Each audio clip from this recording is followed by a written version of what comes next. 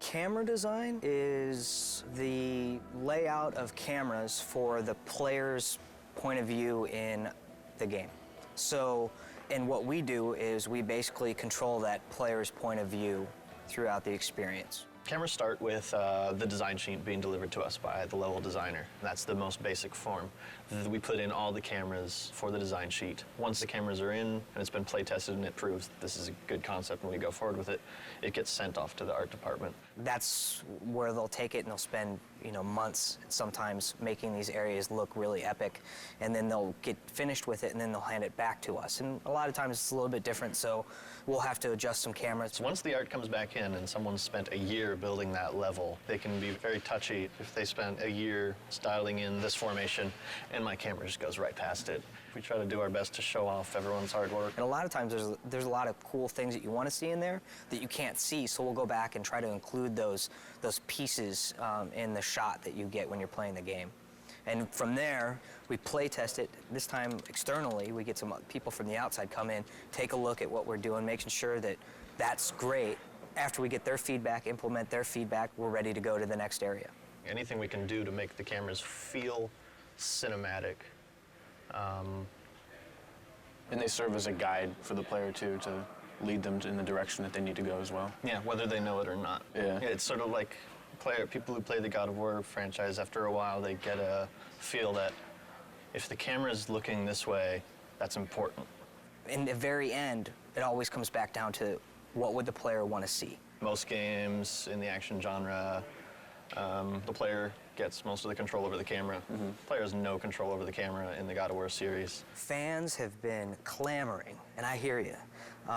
We need to look around. We want to look around. It should be understood that there's really no way we could make the levels look this good if the player could look anywhere they wanted.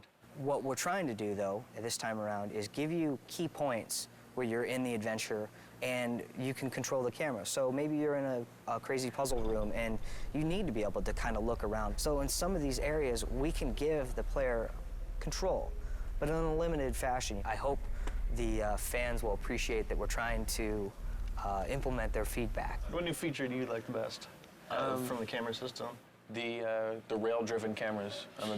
I think that's been my favorite new feature as far as the technology that we have with the camera. What's a rail-driven camera for someone who wouldn't know?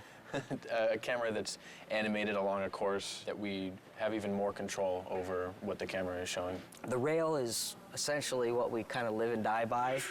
Let's say this is your camera rail, this line here, and let's say this is the thing that's driving the camera.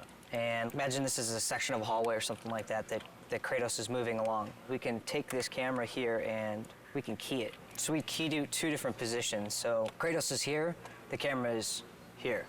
When he starts to move along, as Kratos moves along, it will drive the animation of the camera to animate to that position. So as you're cruising along, you'll kind of see it, this kind of view where it's low and looking up at him, and then as he moves along, it will kind of track him and follow him.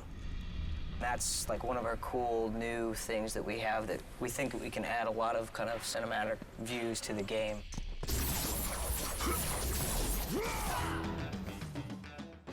This is a perfect example of combat cameras right here. Here we're in a room, there's nobody to fight yet. And you can see we're taking a lower angle here. And as we come here, we'll trigger the spawning of a bunch of guys, and you can see the camera is going to lift up so we can show more of the action. And the framing, we're going to fit Kratos more towards the middle so you can see what's happening in front of him and see what's happening behind him. Try to give you the best view as possible for all the different combat actions that you're going to be taking. So this is an untextured view of the Olympus base. This is what the artist put together first before he assigned any lighting or textures to it. Well, you can see these green boxes.